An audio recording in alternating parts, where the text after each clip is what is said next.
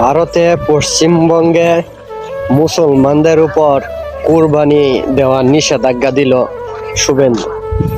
তো কথা হলো, ভারতে মুসলমানদের যে কুরবানি নিষেধ দিল, এই কথাটা কি একবার জানছে কি যে ভারতের হিন্দুরাও যে সঞ্চয়ের বাহক হিসেবে গরু লালন পালন করে, তাদের এই বাহকগুলা কি করবে? এই গরুগুলা যে লালন পালন করছে মুনাফা অর্জনের জন্য, এগুলো তো আর বিক্রি করতে পারবে না, মুসলমানরা নিবে না।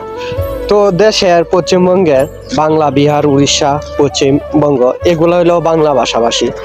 এই বাংলা ভাষার মানুষের সাথে যে আমরা বাঙালিদের সাথে যে এভাবে অত্যাচার করতেছে হিন্দুরা ভারতে, তো এই জিনিসটা আমার কষ্ট লাগলো এই জন্যই যে এই কাজটা করাটা ঠিক হয়েছে না। কারণ একবার ভাবা দরকার, মুসলমানদের উপর এভাবে অত্যাচার করলে গায়ে সহ্য হয় না। আমার লোম দাঁড়ায় গেছে শরীরে, কষ্ট লাগতেছে যে এই বিষয়টা শোনার পর। তো এই জন্যই বলতেছি, শুভেন্দুকে পতন করে দেব, এক ভাই না এক ভাই হয়ে যাইতো, তাইলে মনটা ভালো লাগলো। তো দিন শেষে কষ্ট একটাই, মুসলমানদের অত্যাচার আর সহ্য হয় না। ইরানের উপর ইসরায়েলে যে হামলা, সেরকম ভারতীয় মুসলমানদের উপর হামলা।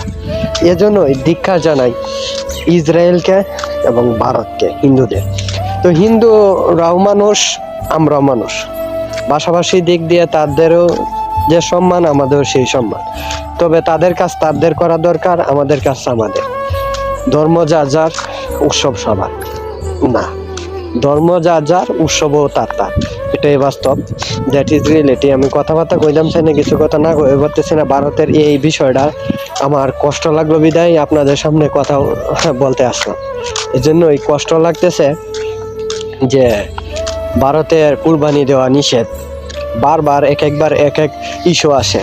এই ইস্যু দিক দিয়ে আমি লজ্জিত যে ভারতের এভাবে যদি মানে রিসেন্টলি এভাবে করা হয়, তো এই বিষয়টা খুব কষ্ট লাগে যে ভারতে মুসলমানদের অ্যাটাক।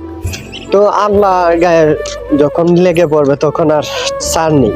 এটা হলো মানে মূল বিষয়, মনুষ্যত্ব, মানুষ বিবেকহীন, মানুষ পশুর সমান।